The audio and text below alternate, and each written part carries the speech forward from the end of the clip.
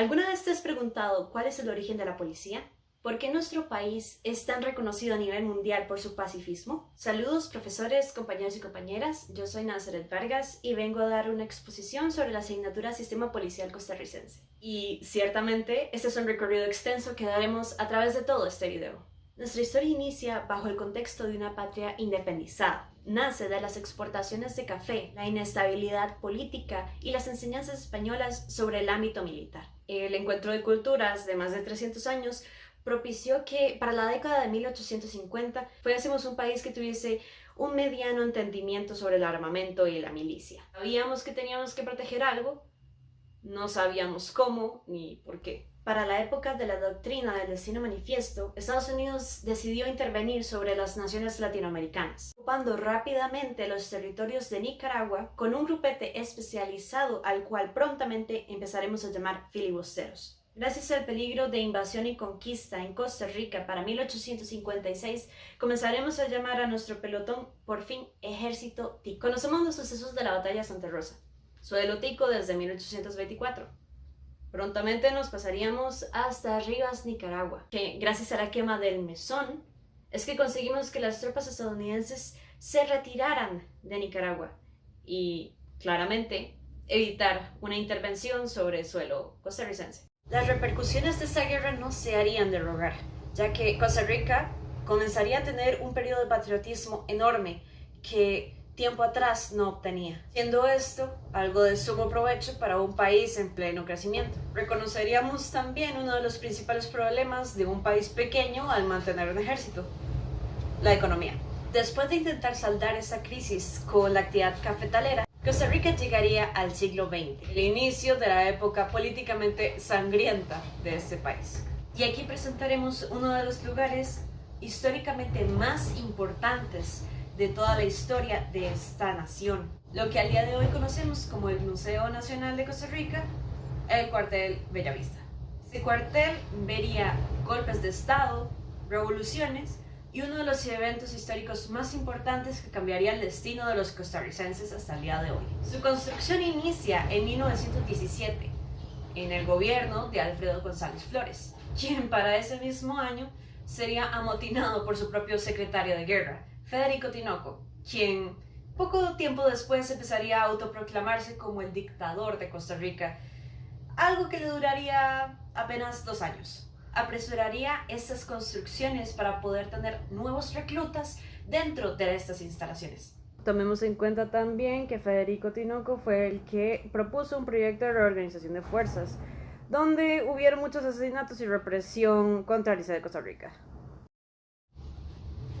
Costa Rica iniciaría un periodo de desconfianza social hacia cualquier figura de poder judicial que existiera por las calles. Porque un país que tiene muchos golpes de estado y al mismo tiempo tiene muchos problemas con sus elecciones electorales, como falsificaciones, no es que genere un gusto particular por sus ciudadanos. La milicia en ese entonces seguía siendo de las suyas para 1921 con la Guerra del Coto, intentando mantener nuestro límite entre Panamá y Costa Rica. Esta guerra se considera vital como la principal causa de la decadencia de la milicia en Costa Rica. Y no contentos con todos los problemas que hemos ido acarreando con el pasar de los años, para 1932 empiezan las elecciones electorales, que empiezan con un segundo, aunque esta vez un poco más un intento, de golpe de estado por parte de Manuel Castro Quesada, quien se atrincheró 4 días en el Bellavista al sentir que las elecciones habían sido alteradas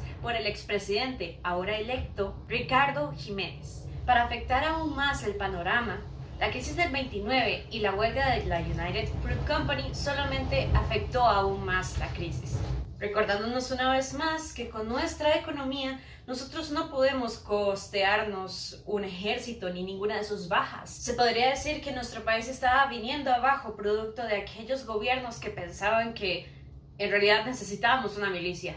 Después de los sucesos que conocemos como el Bellavistazo, saltaremos una vez más en el tiempo hasta llegar al temible año 1948. Un año con tantas tragedias que se fundamentaliza a través de la división que generó la política en el país.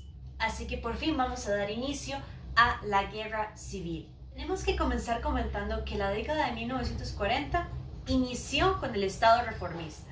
Importante conocer quién es Rafael Ángel Calderón Guardia, persona que trajo a Costa Rica la reforma social, Código de Trabajo, la Caja Costarricense de Seguro Social y la Universidad de Costa Rica. El problema de esta campaña es que trajo muchos enemigos a través del tiempo, enemigos capitalistas. La población que tenía más ingresos estaba siendo afectada a partir de todas esas reformas que Calderón estaba proponiendo. Y gracias a los rebotes que sufrimos por culpa de la Segunda Guerra Mundial, en un intento de mejorar la crisis económica que estábamos sufriendo en ese entonces, que de por sí ya venía acumulándose desde la época del Gran Crash, el gobierno se alía con los partidos comunistas. Esto enciende las alarmas a través de todo el país, obviamente sobre los partidos que estaban en contra de todas esas ideologías. Es de aquí donde vamos a conocer a José Figueres Ferrer, una figura muy importante para el 48 en Costa Rica. Producto de un fraude electoral, se vuelve a presentar el levantamiento de armas, liderado por José Figueres, y una vez que es ganado, se genera la Segunda República. Aquí es donde vamos a dar a conocer el suceso más importante con respecto al ejército en Costa Rica. En esta parte de la historia es donde don Pepe Figueres por fin da el mazazo para simbolizar la abolición del ejército. Tiempo después, aquello se volvería legal en 1949, dando inicio a la fuerza pública. Así que después de tanto tiempo, por fin se comprende que Costa Rica no necesita un ejército para poder vivir, por lo que hacemos historia una vez más volviéndonos un país democrático que no necesita de fuerzas armadas para poder subsistir.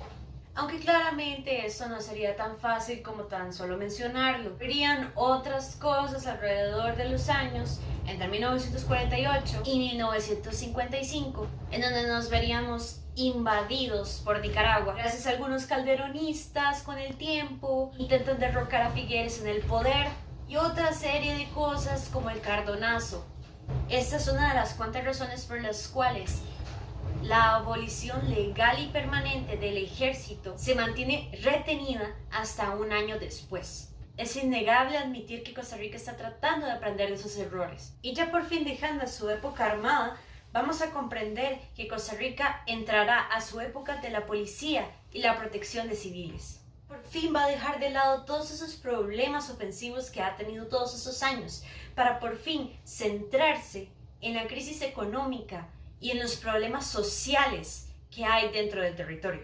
Empezar a trabajar en la seguridad y en la confianza que tanto han perdido todos los ciudadanos a través de todos estos años de guerra. Por esa misma razón es que se ocultan tanto aquellos problemas que hubo con Nicaragua, ya que esa derrota significaría un fracaso dentro de la misma policía, la cual estaba intentando surgir. Se dio cero publicidad del caso y les pareció conveniente evitar recordarlo.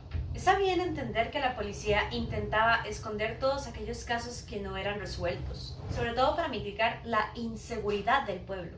Sin embargo, este es un ejercicio poco moral que se practicó por años dentro de la policía.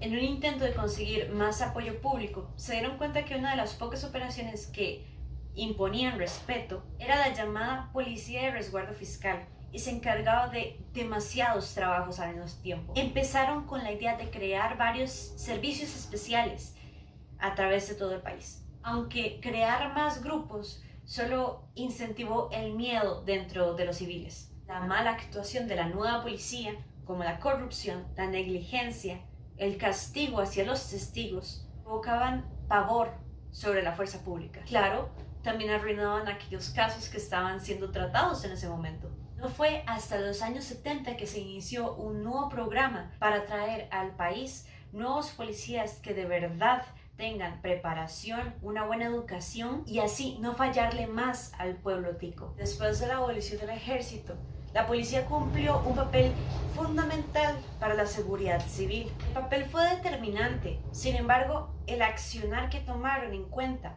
para 1950 no fue ni el mejor ni mucho menos. Debemos tener en claro que la inexperiencia se notaba. Tuvo una buena receptiva para la invasión en Nicaragua de 1955, siendo esta una de las razones por las cuales nuestra Guardia Costera está tan bien financiada. Los años consecuentes a la abolición del ejército, podemos comprender que la policía aún no tiene una identidad propia. Por lo tanto, muchas de sus técnicas siguen siendo muy violentas. Es hasta años después se comprende que la mayoría de casos están siendo tirados por la borda debido a las malas técnicas que se han acarreado durante los años. La fuerza pública tuvo que entender que esto ya no era una guerra, esto era protección civil. Porque puedo añadir que para mi conclusión solamente hace falta una palabra: cambio. Y Costa Rica está constantemente cambiando. Quizás no al tiempo en el que las personas desean. Y todos quisiéramos que todo se arreglara de la noche a la mañana. Pero con los pequeños pasos podemos comprender que de verdad se ha buscado un mejoramiento público. Y esa es una de las razones por las que quiero ser parte de todo este sistema.